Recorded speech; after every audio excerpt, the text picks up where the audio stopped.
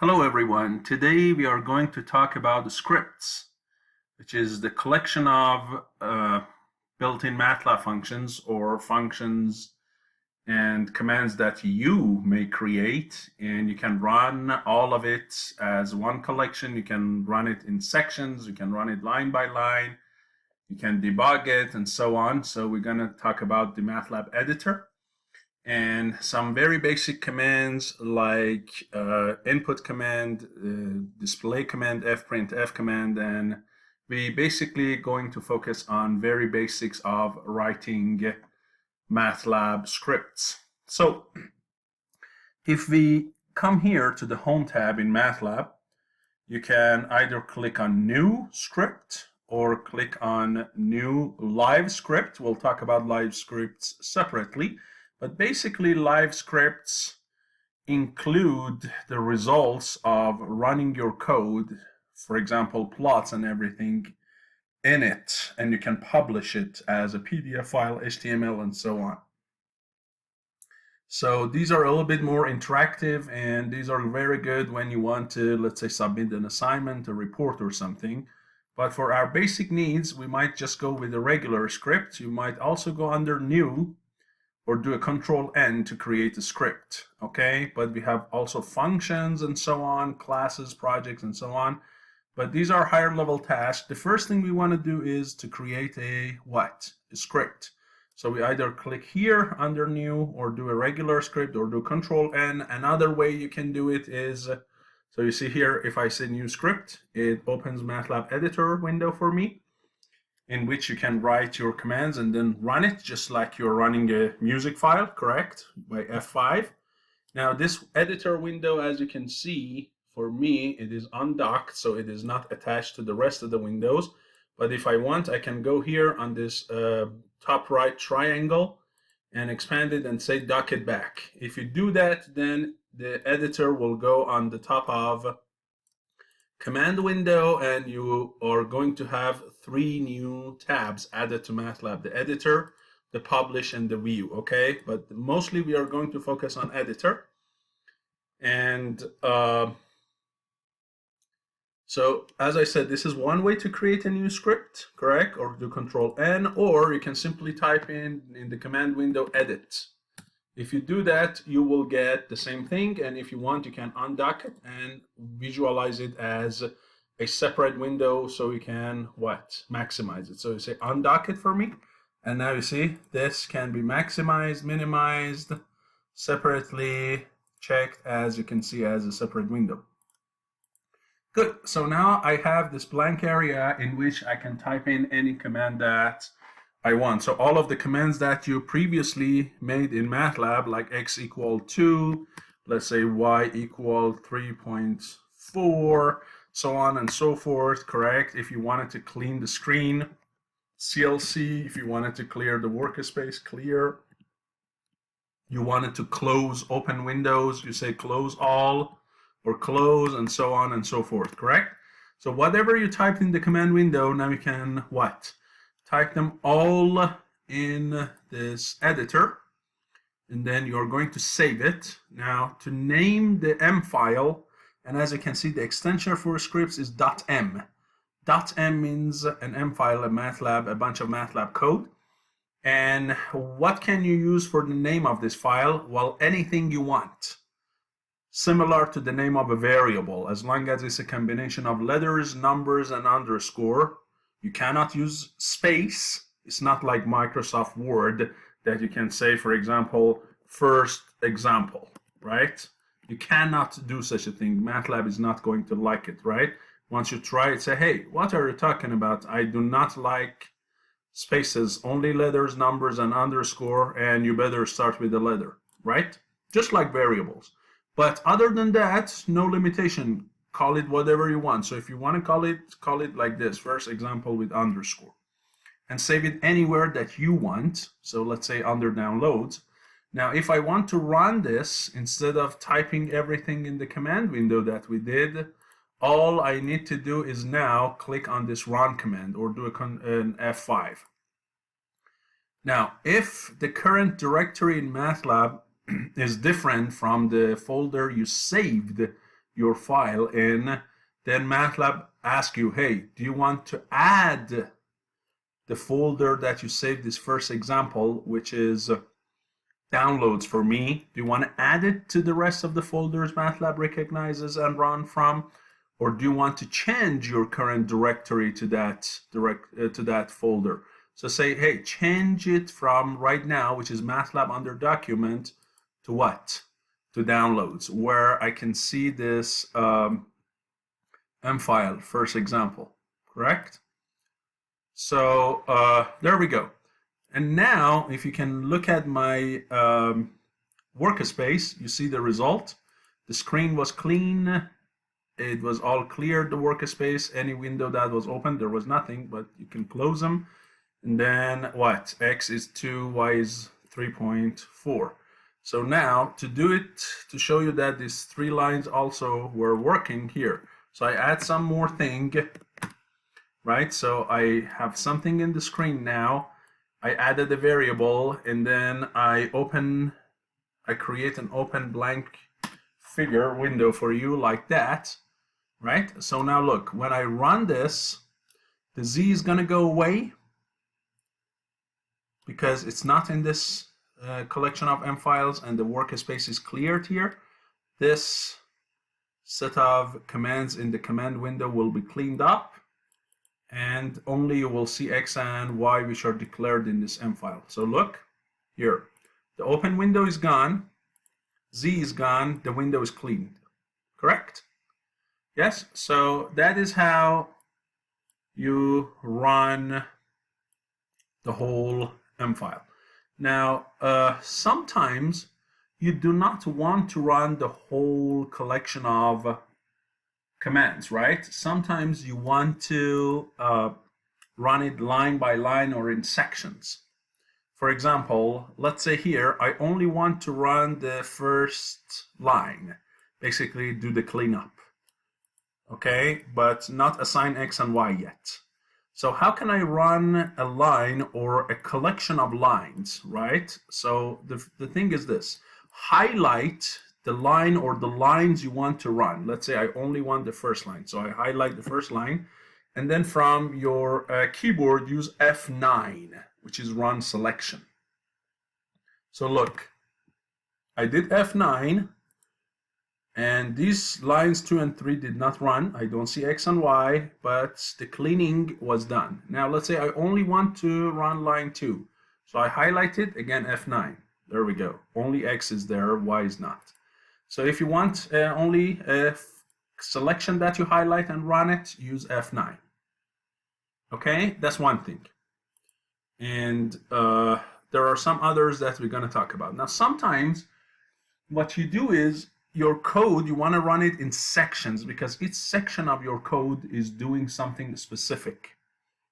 Okay, we'll talk about that. And one other thing that we have to talk about right here is commenting, adding comments. Okay, well, when you write a code, you want your code to be self-explanatory. You don't want somebody else who's using it or trying to debug it or whatever to just spend tons of time deciphering your code and figuring out what is each variable, why is it that they're defined, what's the application of them, and so on and so forth. So you want to add some comments and clean up the ambiguity, right? So let's say in the first part of my code, I want to create, let's say, some data, and in the second part, I want to do some plotting, correct? Now, in a separate video, you see I talk about plots, but right now, just take these commands from me, and then we're gonna talk a lot more about it. So first, let's say I want to create a bunch of data between 0 to 10, and then say y equals some function, whatever you want, sine of x. Okay, so here is the this creation of the data, correct? And then we want to plot. So now I say plot x versus y. Now if you want to consider each one of these separately, then this is what you do.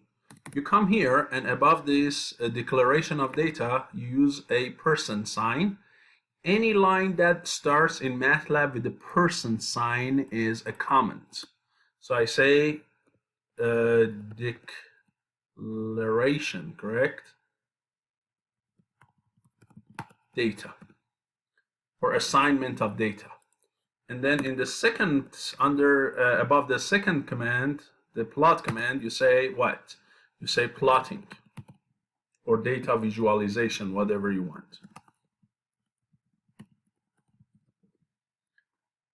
Now, as I said, if you look at the color of the lines starting with person sign, they are green, not black. Black means regular MATLAB command, green means comment. Now, whatever you write here, if I here, for example, say y is cosine of x, nothing is going to happen. It's not like y here becomes sine, then when it comes here, y becomes cosine. No, because MATLAB, when it observes a person sign in the beginning of the line, does not care about what you wrote in that line. It's not going to interpret that. It's not going to compile it. Okay, so it's just for the user to get some information. Okay, so look here. When I run this, correct, and I create a plot, you see y is still sine of x, as you just saw it. It was not cosine of x. Correct? So this line does not do anything because it's a comment. Now, sometimes, let's say I also have another variable, y2 is cosine of x, and this is y1, and I want to plot, or let's say just y. Now, sometimes, instead of saying y is sine of x or y is cosine of x, at each time you only want to run one of these lines. One time run line 5, not 6, the other time the opposite. So let's say here I only want to run line 6, not line 5. So what should I do? Well, what I can do is add a percent sign behind line 5 in the beginning of it. Now it's like line 5 never existed, correct? Or I can simply do a Control R, or here, you see here, if you click on this person sign, that does the same thing. As I said, the shortcut from keyboard is Control R. It means comment out a line. So now that line does not do anything. And now you clearly see the cosine function, right?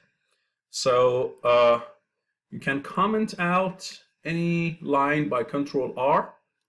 Like here, I want to comment line 6, that's Control R. I just click anywhere on line 6 and then Control R. Now if I want to uncomment, line 5 and put it back into effect, I either use this one, which is uncomment, or as you just saw, the shortcut from keyboard is what? Control T. So anywhere, click on that line and do Control T, uncomment it. So now you should get the sign function. Okay, now let's get to the part I talked about, creating sections. So now here, let's say I want to call this first part of the code which creates data, I call it the separate section, and the second part which creates the plot, I call it the separate section. How do I create a section? What I need, instead of one person sign, I use double person sign. And here too, if it's a new section, I use double person sign. So now if you see, my code has 3 sections. Each one I can click inside it separately, and each section that is the active section goes yellow. So now when I click in each section, I can run the codes in it separately, okay, without running the rest of the sections. So let's say this section, I can call it cleaning. And by the way, the font size of the text for the beginning of a section is bold font. So let's say I only want to do cleaning, nothing else. So one thing I can do is I go to the section I want to run and then click here on run section, or do Control Enter. So here is Control and Enter. You see, all I did was I did the cleaning, nothing else. Now here I come here and do run section. Just create the data, no plotting. You see? The data is created, no plotting. Now if I want to run this section, now I do the plot. Okay, so you can create different sections, activate each one of them you want by clicking in it and do a control enter or run section. Okay, and if you want, you can use this option advance, so you can go from one section to the next, to the next, to the next without the need to clicking on them, but that's not really a big deal. So that's about sections and running in sections, running a specific number of lines, and so on and so forth. Now, let's talk about some important commands that you would use with scripts. One of them is the input command. If instead of hard coding everything, typing everything here, sometimes you want to get some data from the operator, from the user. To get the data from the user, one of the most important commands and simple commands called input. So let's say instead of just sine of x, you want it to be sine of w times x, where w is the frequency, okay? So here, you don't want to assign a value to w in line 8, you want to get it from the user. So you say w equals input of, and here inside single quotation mark, you type in the text you want the user to see, and in response to that, the user types something and enters. Whatever the user enters will be taken by this command input and will be assigned to the variable w. So you say, for example, enter the frequency of the sine wave, and the unit for it is radians per second. Okay, you get it, you assign it to w, you use it in line 9, then do the plot. So let me save it and then run the whole thing. You see? Before I can proceed, line 8 is asking me, and I say, let's say 5 radians per second. Now it does 5. Right? Now let me use a little bit more data so you can see the effect of it better. Now I use like 10. You see? Or if I run it again, what is it? 3. You clearly see the effect of frequency, right? So the command input is very, very important. The other thing is sometimes you want to display some stuff on the keyboard, okay? On the, command window. Not on the keyboard, of course. You want to display some text on the command window so you can communicate with the user. So this is the inputs from the user. Sometimes you want to provide some output to the user. So here you say cleaning and info. So not only you want to do some cleaning, you also want to display this program takes the or plots a sine function for which it takes the frequency from the user. Okay? So first, display, use the command disp to display some text on the command window so they know what this program is doing, then do whatever you want. So look here, you see? It says this program is doing this, so you have some idea, and then it says what's the frequency, okay? So it's extremely important to be informative. And now I say, okay, 8, and then it plots for me sine of 8 times x, right? So using the command display is a very useful thing. Sometimes you do not want one line of your code to be that long, so if you want to watch it, you have to scroll to the left and right to see that. So instead of writing a long line, you want to break it into maybe 2 lines. So then what you do is, for example, you go the first line until, let's say here, close it, and then for the next line you continue that like this. Okay, if you do that, you see, so now I am what? I'm writing that message into 2 lines, then in line 3 I go and ask for the frequency.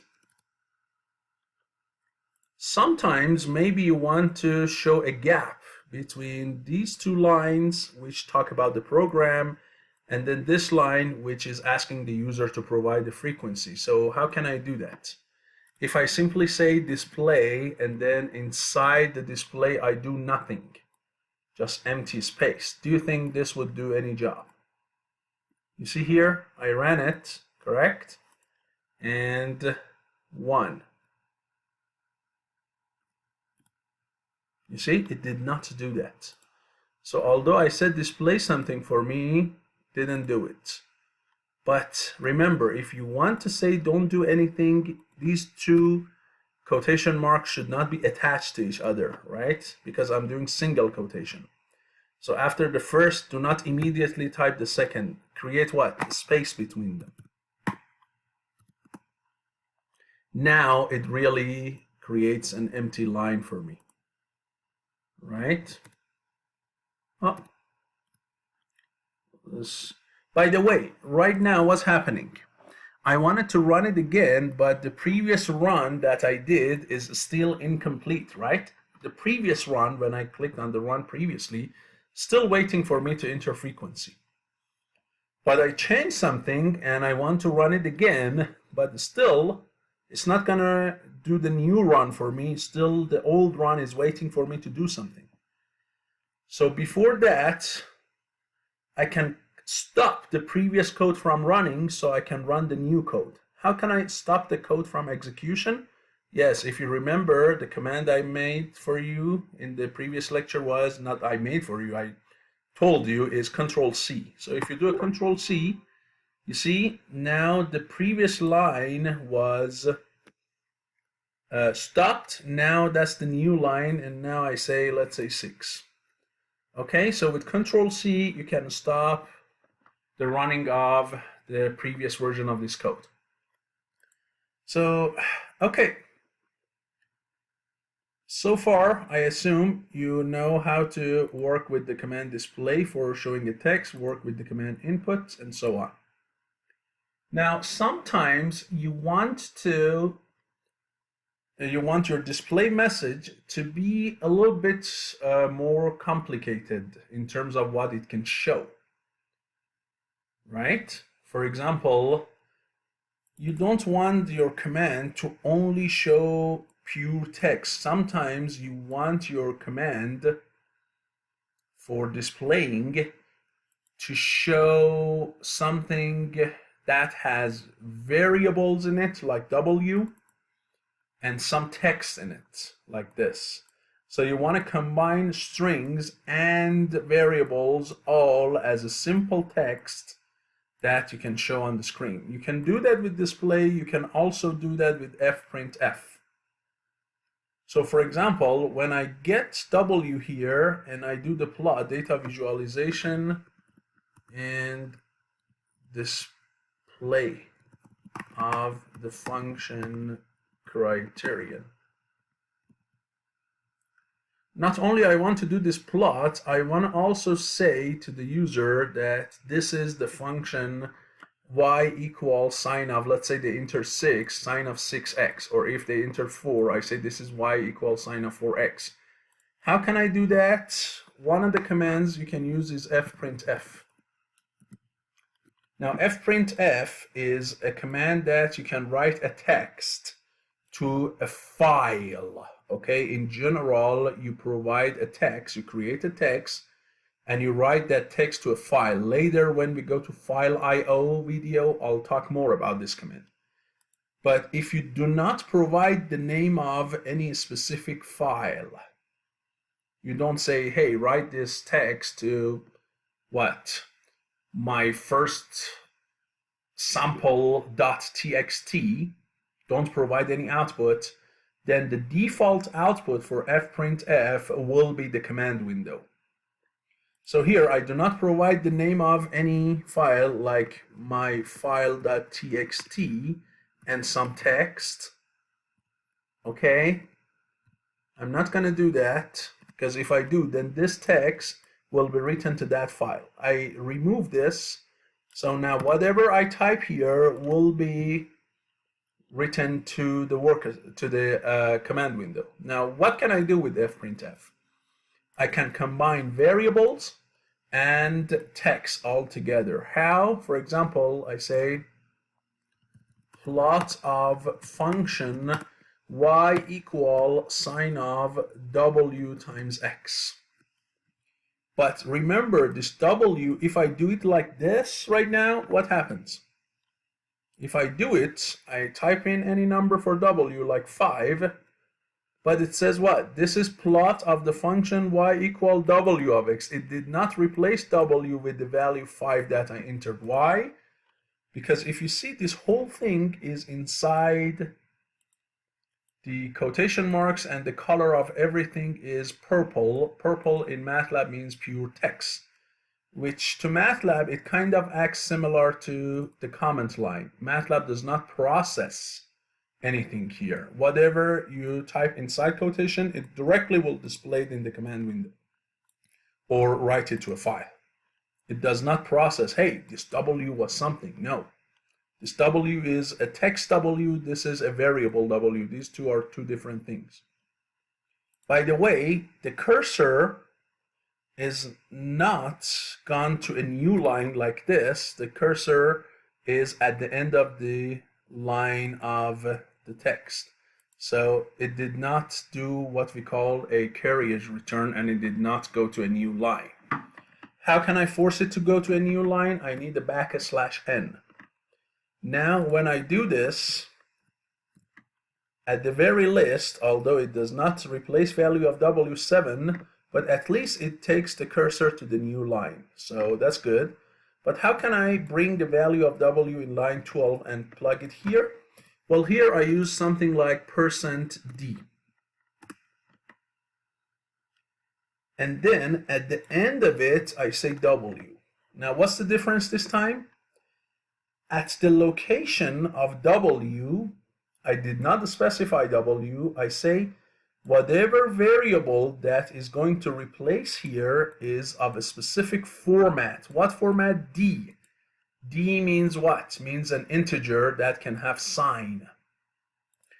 And if it's unsigned integer, I say %u. So here I'm providing the format of the variable to replace this location here. Now, what is that variable? That's this W from line 12.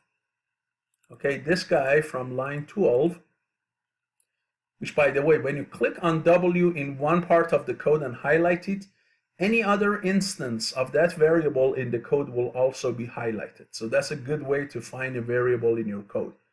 Click on it in one place, all other instances will also be highlighted. Now that actual value of W I entered in line 12 will replace this location in the text. So let's do it one more time. 8. You see? Now this is the plot of function what? 8 times x. If I don't want this space, I get rid of it. Right? So you can combine actual variables with the rest, with some other text, with the command fprintf. Here, let's do it one more time. And you clearly can see that.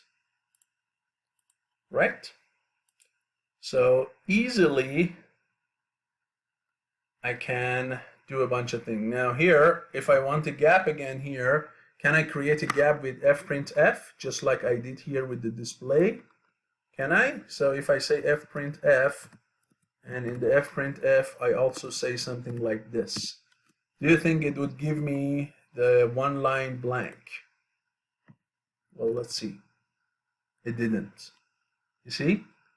Still between this enter command, input command, and the fprintf command, there is no gap, although I assumed this line 17 would do the same job as line 8. It didn't. What if I say just \n, go to a new line? Now what? Now it does it. Okay, so if with fprintf you want a new carriage return, you have to, between quotation marks, use \n. With display, all you need is simply say display an empty text with blank space, white space. That would do the job. Because display, inside display, there is a carriage return by default. fprintf, you have to tell it whether you want to go to a new line or not. Okay, so that's another difference. Now, can you do the same thing with display? Can you do something similar to line 18, but instead of using fprintf, can you do something with display? Well, let's try that. So I comment out line 18, and instead I go to line 19, and I try to do something similar to this, but this time using the display command. Can I do such a thing? Well, if you run that, it does not like it. You clearly can see it says, hey, line 19, there is an error. By the way, an important thing about errors. Whenever you see an error in MATLAB has color red. Red in MATLAB means error, at least the default. You can change the color of it, but don't be panicked, okay? One of the best ways to learn MATLAB is by making mistakes and learning how to fix them. So if you see a red, oh, what is it? Can you come over here and help me? No, you read it yourself. What is it saying? It says too many input arguments. Here, the input arguments are separated by comma. I provided it 2 inputs. Display only needs 1 input, not 2. So when I provided 2 inputs, it says too many. Now where does this error happening? It shows it for me. Which file? This file. Which line? Here. If you just click on that underscore line 19, it takes you directly to the part of the code where this error is happening. So you don't need to go up and down in your code, figure out where the error is happening. Just click here, right? Look. You see, it brought you right to the beginning of the line with error. So if you need to use the command display to create, because display only uses a single text, it cannot combine text and number using this format operator, we call it. Here, this %u is called the format operator, and then uses several variables like w and so on and separate them by comma. It needs one single big text to show. So if you want to do that, then you have to do what we call later, and you'll see that later in string manipulation, we call string concatenations. So what you do is this. You come here, right? It has to be something like that, correct? This is what you want to show, but w has to be the actual w value from line 12.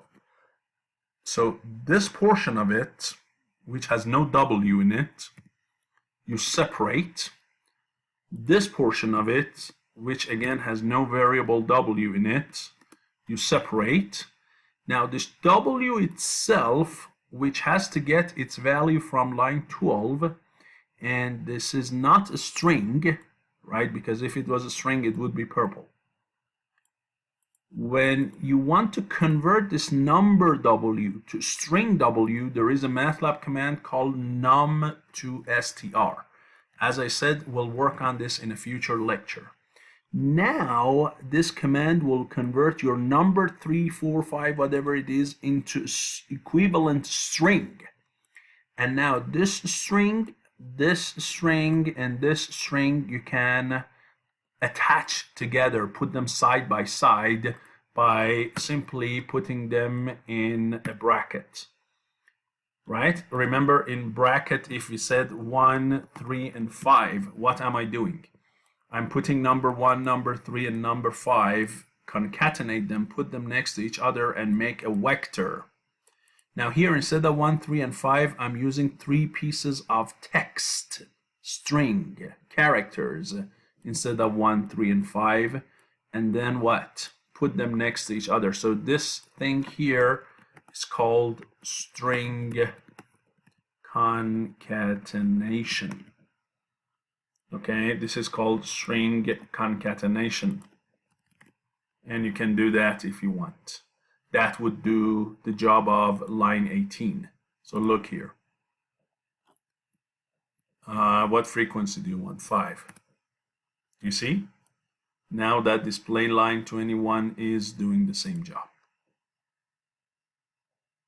Okay, so if you want to use display the same way that you did fprintf, then you have to do string concatenation. And again, we talk about this in a future lecture in more details. But I just want you to see, if I want to create a new line, if I want to do a combined text of variables and strings, how do I do that individually with display command and with fprintf command. Now, a few important things about fprintf. So I told you about this, what we call operator, format operator, right? So what is it? Let's talk about this person u a little bit more. And then about this \n. These are two important pieces of fprintf command. So let me show you. So this picture is, by the way, directly coming from MATLAB help, okay? So I have not invented anything here or created anything from scratch. If you say %u, it means unsigned integer. If the integer can have sign -2 or +2, then you have to say %d. And by the way, they are to the base of 10. If you want base of 8 octal, you have to use %o. If you want base 16 hexadecimal, you have to say %x. Okay, then if those numbers that the user enters can have decimals, you have to use either %f for floating operation. If you want exponential notations, %e. If you want the more compact version between f and e, %g.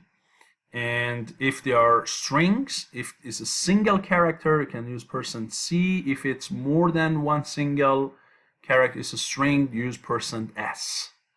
Okay, so depending on what you want the user to enter and how to take them and then how to use them in fprintf, you can use what? Any of these percentages, right? So let me show you an example of that.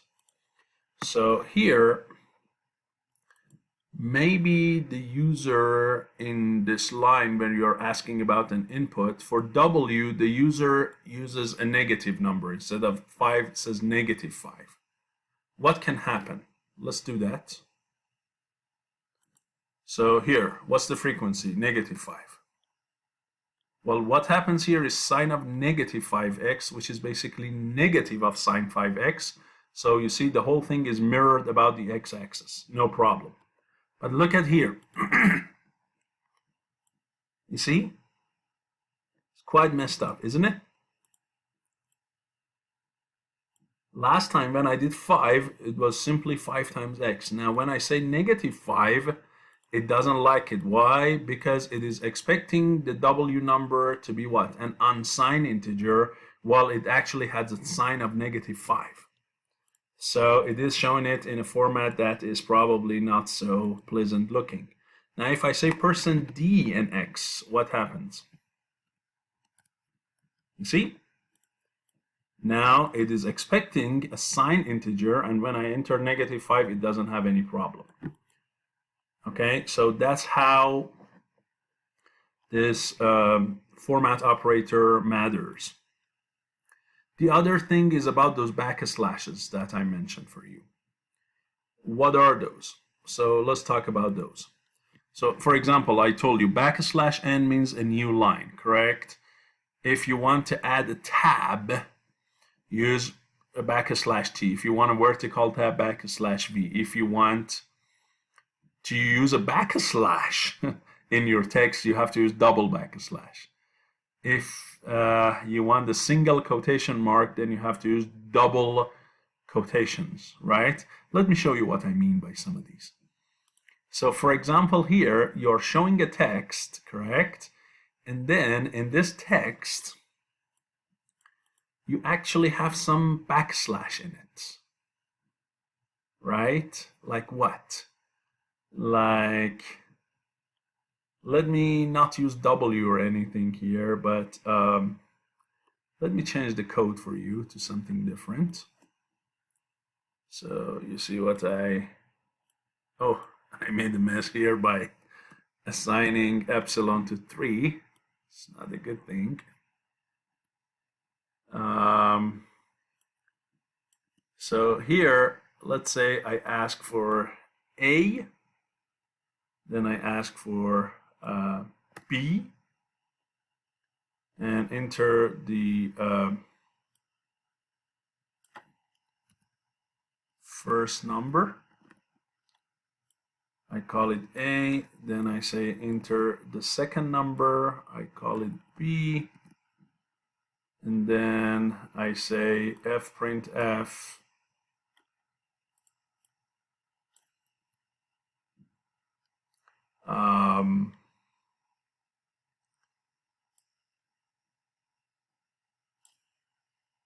A / divided by B equals, correct, and then say %f and then A divided by B, A / B. Okay, let's first do that. So 2 and 4. Now, what happens here?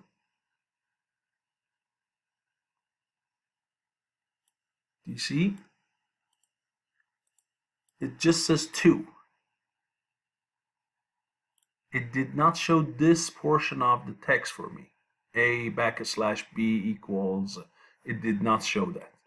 It just went to this portion, showed the result of it, which is 2 / 4, which is actually 4 divided by 2, right?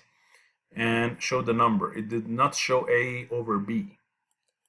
Because here, I really want to show this / as a part of the text. So if I need to show that, I use double /. Now look, 2, 4. You see, now this double / means, hey, this / is not for a formatting, it is really a text. Because if I don't do that and do /b means backspace. Right? So here it was A / B. So what did it do? It first showed A when you did this. It was A, it showed A, and then what? It did backspace. So it went back. Use the backspace, and then what? You cleaned the whole thing. And then all it showed was A over B in the place of %f. Well, when I say this, it means, hey, show A, then this is not a format operator, this is actually a /. So do a / and then show what? B equals. Yes? So that's the difference. If you really want / to be a part of your text, you have to use double /. Otherwise, it interprets / and the letter after it as a format operator. And sometimes that might be one of these. Sometimes it does not belong, so it might give you an error. If you, for example, say /z, then it says, hey, what is /z? I have no idea what you mean. In this table, there is no /z. Now, accidentally, in this case, /b that we did was one of these, so it went back by one character. It did a backspace. So that's important. Or let's say I want to show a text which involves an apostrophe, right? So I want to say, let's say, /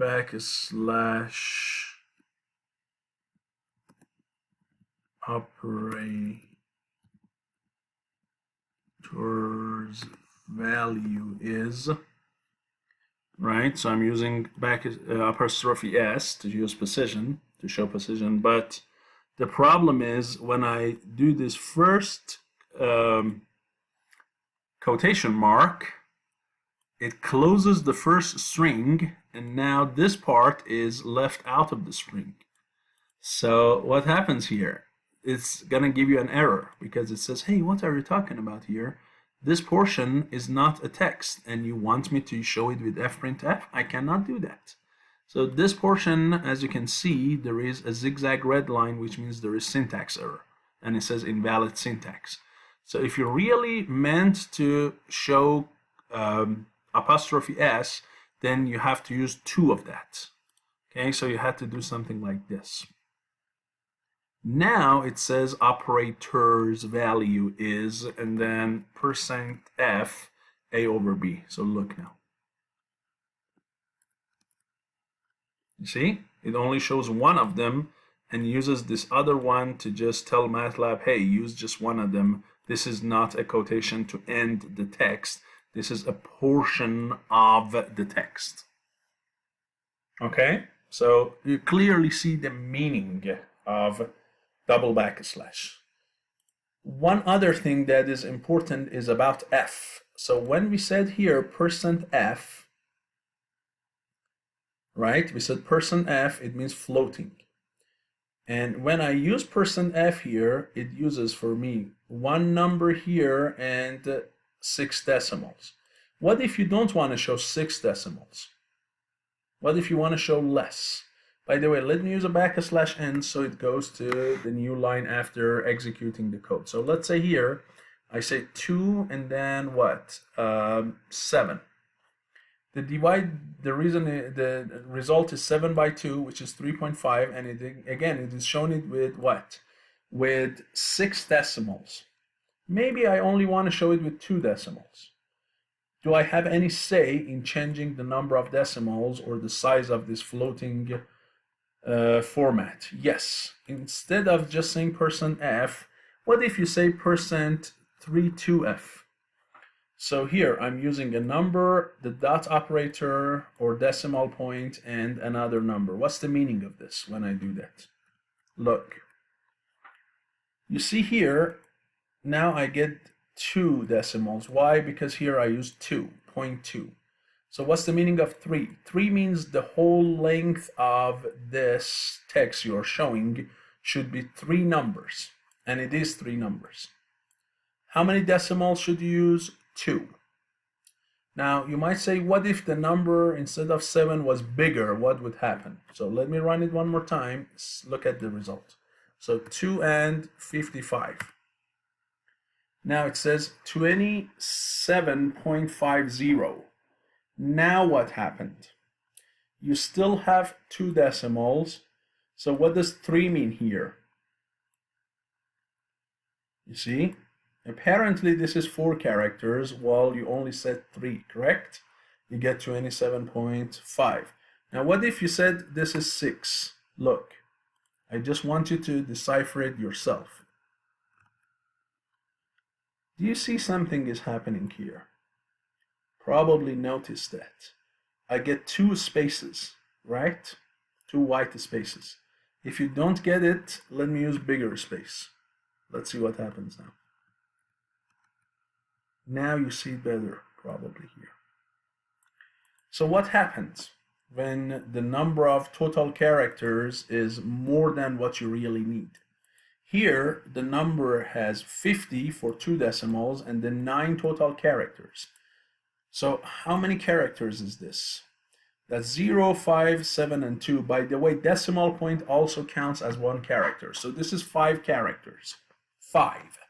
But I'm asking for 9 characters, but this is 5. So what MATLAB is doing is, it is adding 4 white spaces for me to make the total length of that decimal 9 characters. So that's 5. Then we have what? 6, 7, 8, and 9. So now from here to here is 9 characters. What is this one? This is, of course, this portion. But you see, when the total length of your number with the decimals that you told it is less than what you ask it to show, it is adding white space. What if when it's smaller than that? So you say only use 3 total characters, but your number actually has 5, right? Because it's 27.50. what happens? You're asking for 3, the total actual length is 5. What does MATLAB do? It doesn't care what you ask it. As long as what you ask is less than what is needed, MATLAB is using what is needed. If you say more than that, then MATLAB is adding white space to provide you the total length that you wanted. But if you underestimate the total character, MATLAB uses the appropriate one. If you overestimate it, MATLAB gives you a bunch of white spaces. Okay, so this is called the length number, and this is called the decimal number. Okay, and you can use this combination with F to make fprintf a little bit more, showing more sophisticated text. Okay, and I guess I have mentioned that here in my lectures too. So one of them is called the filled width, and the other one is called filled precision. Okay, precision is the second number after decimal, the number of decimals, and the first one is called width, or length, you might call it. Okay, so that's very important. There are some other things I need to talk about. One of them is the meaning of color in MATLAB. So we learned that whenever something is green, it means it's a comment. If it's black, it's a regular code. If it's red, it is an error. If it's purple, it's a string. There are 2 more cases that we need to talk about, and we'll see them more in future lectures, but one of them is orange, which is a warning. Now, warning is different than error. When error happens, the code will stop from execution. When a warning is happening, the code can still run. It's not the optimal case for running the code, but still can run. So warning does not stop the code from running. And the color of it is orange, not red. So warning, be careful. Okay, you better change your code, but if you don't, I still run. Red means no, here. Fix it right now before I do anything. And blue are reserved keywords. So let me show you the case for those. So one of them reserved keywords is, for example, for the keyword function. Now, in one of our future lectures, we'll talk specifically about functions. Functions are another type of M files that you write, and the way we use them is a little bit different than scripts. So they still have a bunch of code very similar to script, but the way you communicate with them is different than a script. You don't run them, you call them. Okay, so you see here, since this is a keyword, it looks blue. Or when we do logicals later, when we do if to provide conditions, when we do loops like for loop, or when we do while loop. Okay, these guys, or when you use the keyword end, these guys are keywords and they are in blue color. They are reserved keywords. You never use them to name any variable, any M file, or anything like that. And then you might have a warning too sometimes. Okay, so let me see if I can show you a warning. So here, instead of backslash, I use the slash operator, and right.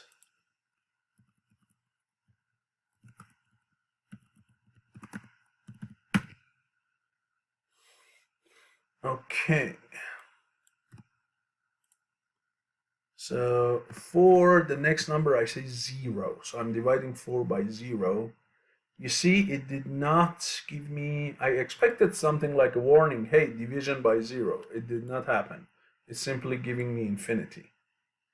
But depending on what you want to do, sometimes you might get something like that, okay? But warning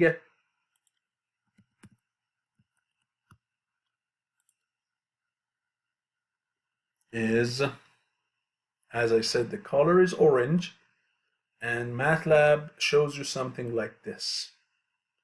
Hey, what if the input is something like that? I still might run it, but correct, I might get a warning. Now, MATLAB sometimes gives you some warnings. Sometimes you can create some warning yourself using the command warning. and inside the command warning you provide a text. So we'll talk more about it, but let me simulate one case of that for you. So for example, if the result of this operation is infinity, I want to show a warning here. So when it calculates a by b, I say something like this. If I want to see if a over b is infinite, okay? So is inf determines if the number in an array are infinite, okay? And it gives you a logical operator. So in this case it is, let me first check it, is inf of a over b. And it gives yes, it is. So I say if is inf of a over b. If a over b is infinite, then instead of showing the result, you do what? You show a warning message and say what? Division by 0. Correct? If that happens. Else, which means it is not infinite, then what? Then just show the result, of course.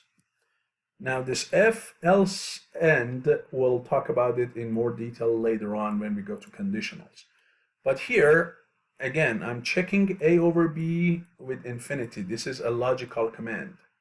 It checks whether it's infinite or not. If it is, then the first command will run. If it's not infinite, it's a finite number, then the result will show. So look again here, 4 and 0. You see? It did not show line 10, it only showed line 8 because I had a division by 0 and it did a warning. Now, did it stop the code? No, the code went all the way to line 11, everything ran.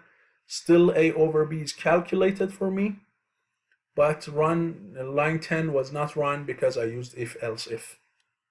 And you clearly see the color of it is orange. Okay, so warning again is different from the error, and it does not stop the code from running. The code still runs, but it gives you a warning to be careful. And you clearly see the orange color, you clearly see the blue color. Now, similar to the warning command, I should use an error command. This time, this line of code, it shows this error message to the user in red instead of orange because it generates an error message.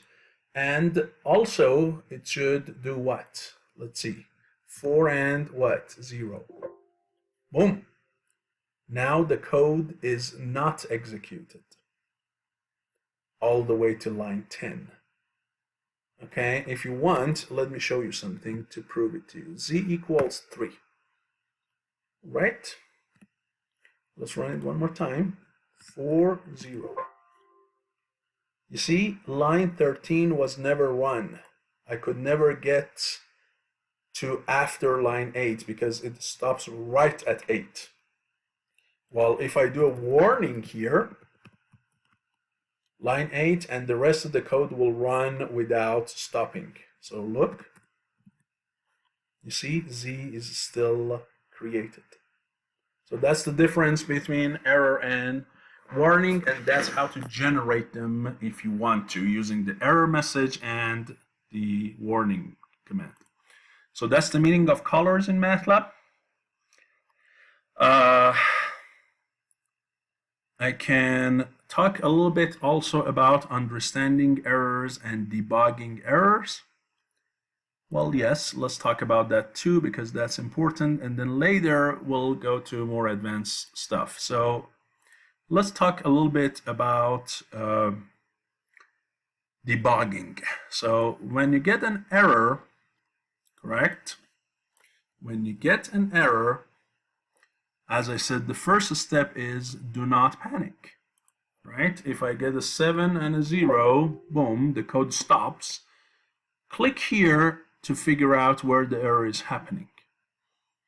And if you want, instead of running the whole code all at once, maybe you want to run the code to before the portion that you suspect it generates the error. Because sometimes these messages are not super clear. Most of the time they're exactly referring to a specific location, but sometimes they are a little bit hard to decipher. So then what you want to do to find where in your code is the source of error, then what you want to do is to divide and conquer. So let's say chop your code into separate sections, and each time you run a portion of your code that you believe should run without any problem. Run only that portion of your code and check. Do you get an error? No, so this portion of the code is safe. Now I go to this portion of the code and I try to run that. Do I get an error? Yes. So now I know where my error is, okay? So this divide and conquer is very important. Chop your code into specific sections, the ones that you are sure, the ones that you have some doubt, and try to run them portion by portion, part by part, and see where the error is coming from, and then try to debug it. So let's say here, I get an error, but let's forget about the command window. I know there is an error, but I'm not exactly sure it's line 8, okay, because the error message is not super clear. What I can do is what we call insert a breakpoint. So you see next to each line that will execute, there is a dash next to the line number, right? Any line that will have something to run, not just blank space, there is a dash. If you click on this dash, a left click, they will turn into a breakpoint and they will turn into a red circle.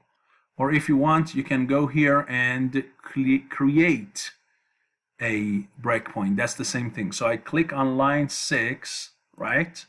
And then I say what? Insert a breakpoint, and then it will convert it into a breakpoint. And if I want to close it, I click on it one more time, or I say what? Disable that for me. Correct? So I can do that, or set a condition for it, or clean it all, or anything like that. Then when I run the code is not going to run from beginning to the end. It only runs from the beginning to the first breakpoint, then stops running. So basically what I'm doing is I only run this portion. Look. You see, what's the first element? 5. What's the second element? 7 and 0 here. You see, no error yet. Nothing red appeared, no sound, nothing. There is no error. So I know this portion of my code is safe. Did line 6 run? No, I stopped right there. And the code shows this green arrow. It shows where my code is stopping. Now, what do I want to do?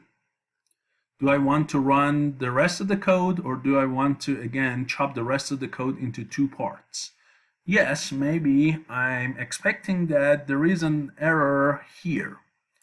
So, and let's say here I have some more code. So, e equals pi and f equals whatever, exponential of 1, and so on. So maybe I expect somewhere between 6 and 13 there is an error. So what do? I add one more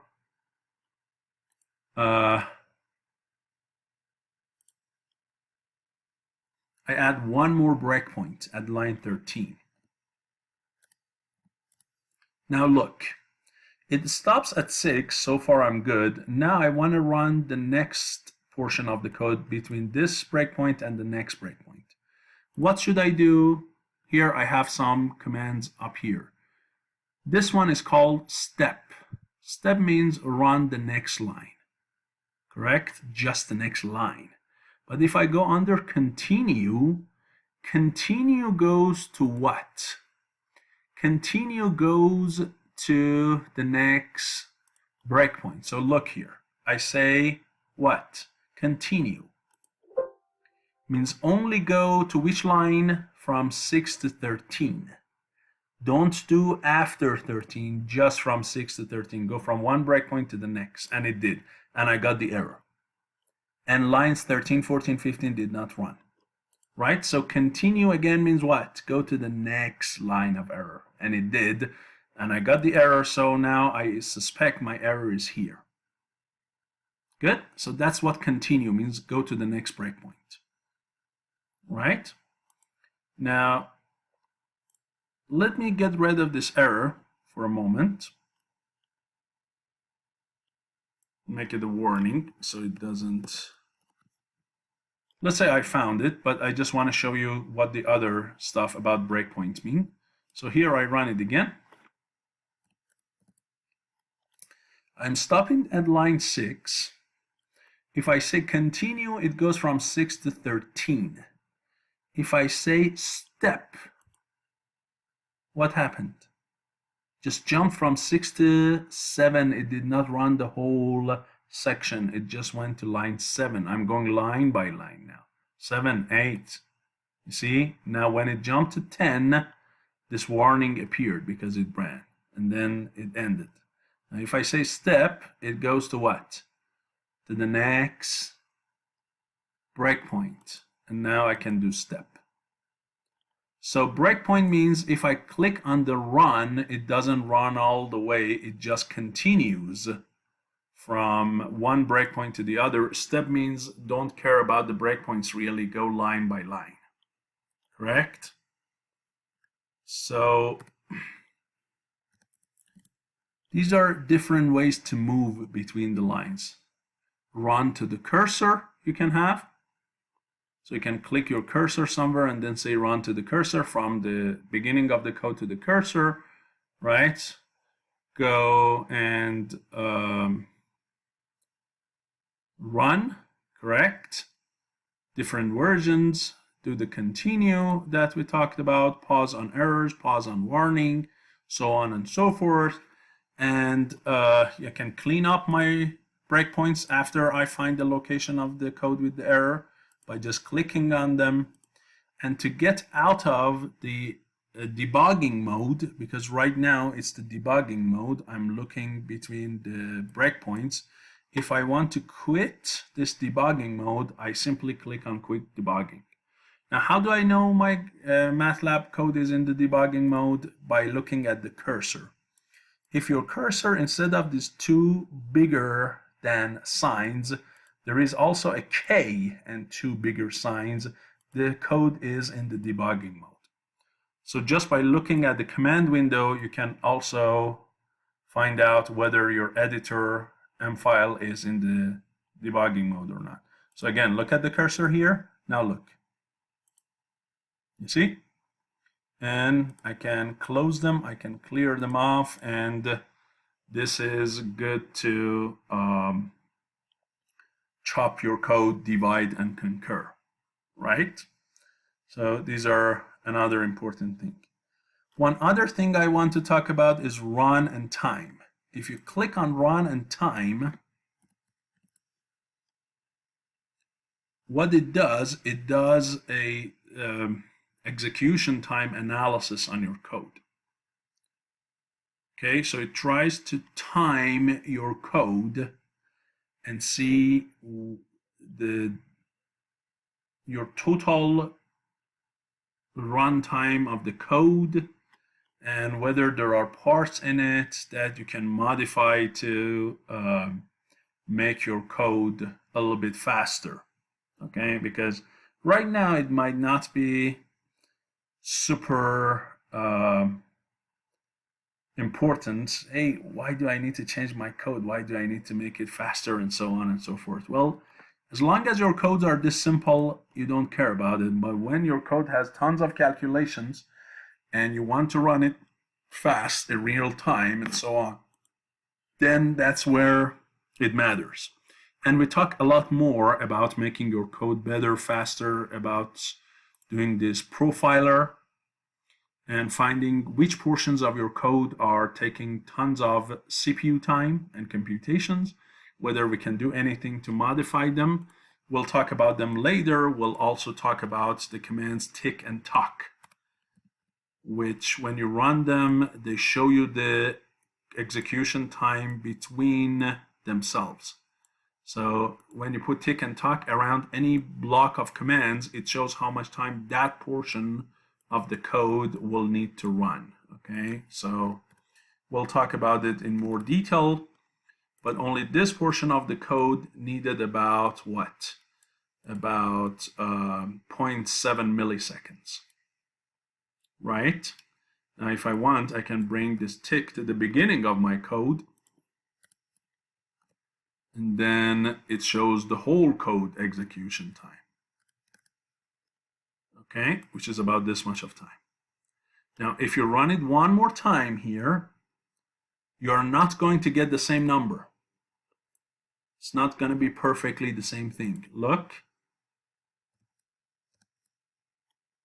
It's not the exact same number. They might be close, but they are not the same. So if you really want to get the execution time of a code, you need to run it several times, potentially hundreds of times, thousands of times, and then take the average of them. And we'll talk about it. As I told you, we'll talk about how to take the average.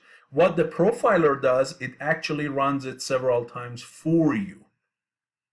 So the profiler does really do that average execution time.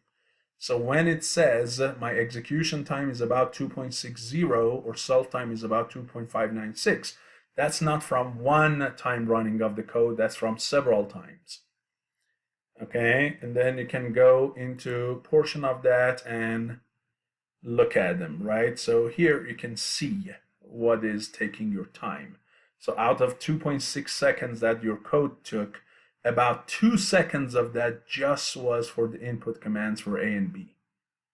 Those are killing your computer waiting for the user to do anything, correct? The commands close all CLC and so on, they are only about what? 0.026 milliseconds, right? The fprintf command is nothing. Tick and tock almost 0. Okay, so here it shows each portion of your code and how much timing they are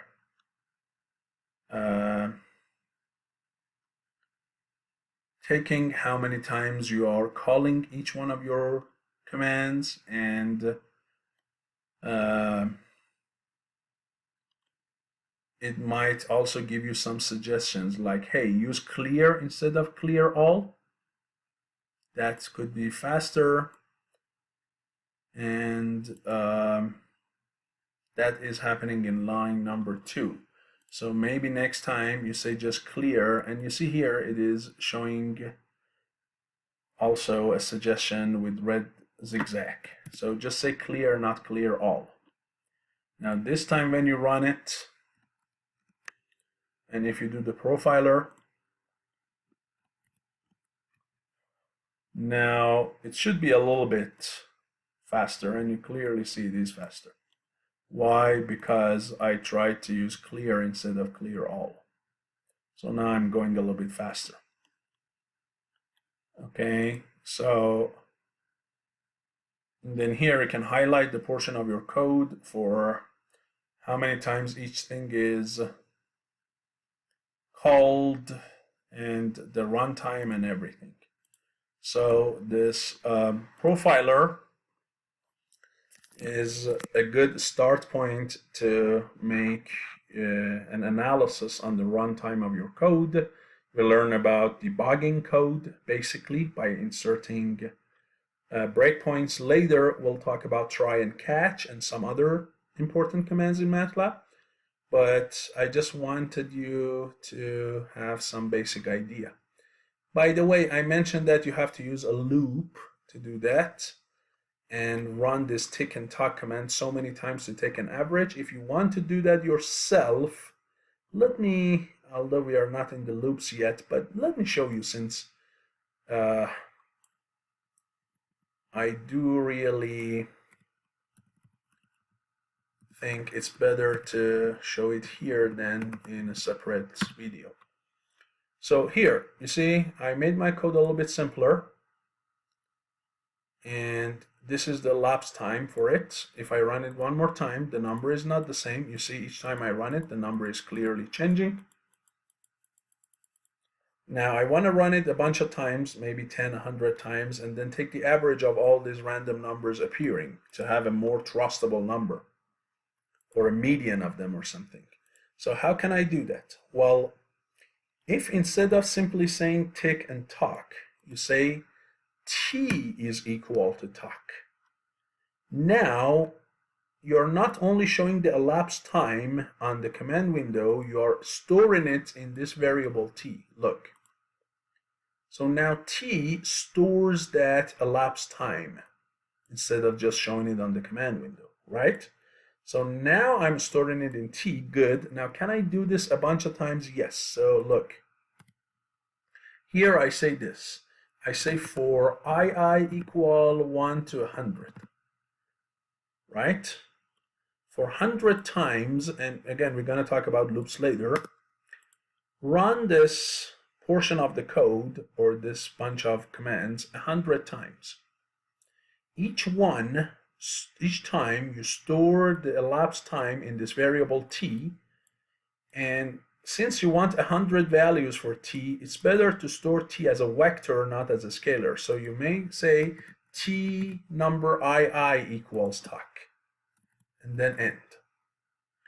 So what am I doing? I run all of these lines of code. The elapsed time is going to be stored as the ith entry of vector t. So now t is going to have 100 numbers in it, 100 elapsed times.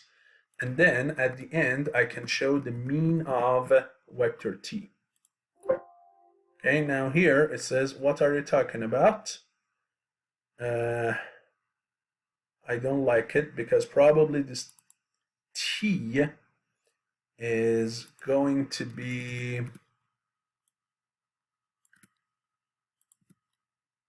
not in a way that you can store in a vector. So it's important that you see these errors, right? Now if I say whose, right, clearly t is a number 1 by 1 and 8.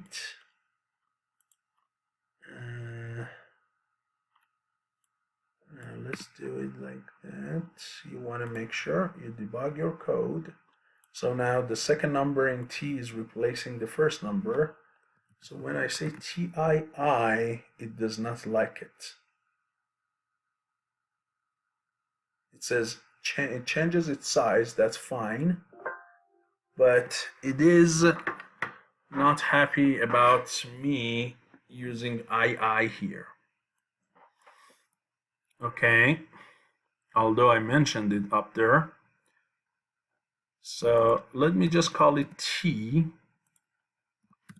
and then elapsed times vector I is equal to t. Now here it definitely tells me whether it does not like this type of t to be stored as a vector. And you clearly see that it does not like it. Okay. So what I will do, I have to just add them together. Or I have to convert this variable t, because again, if I say whose, it shows that t is of type double.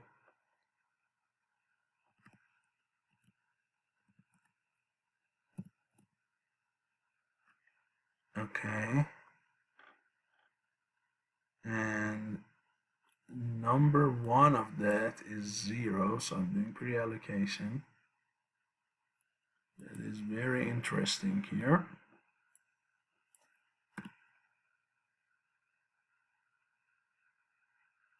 By the way, that's an interesting thing. Shift Enter. So here I changed the name of my loop counter from I want to change it to K. It says if you change here into K, if instead of going everywhere else and changing it to K, you can do it just by a Shift Enter.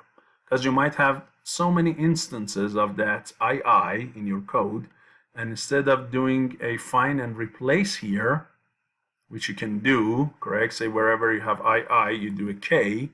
The other thing is to do a shift enter, okay? That will change all other instances of II into K. So look here, say K, now it says do shift and enter. If you do that now, all other instances are changed to K. So this is a very good find and replace for me, correct? And you see here, again, it says unrecognized K. Why? Because I have this clear all in it. That's the reason. It's not because of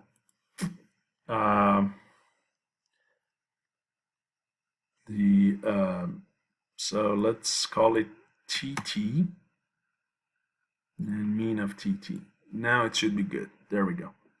So now the elapsed time is 1.16 times 10 to the negative. So it's about 11 microseconds.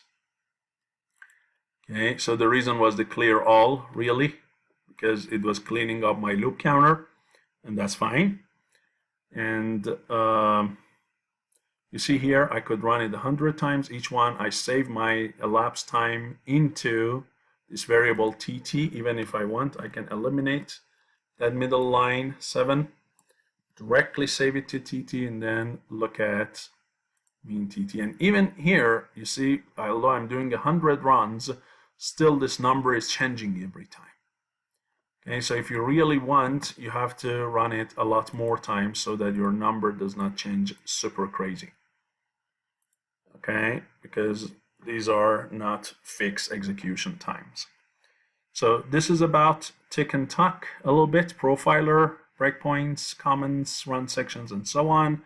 So although the video gone a little bit longer than what I wanted, but whenever I see something interesting, I want to explain it and not just skip them. So we'll talk about the rest of it later. Thank you so much.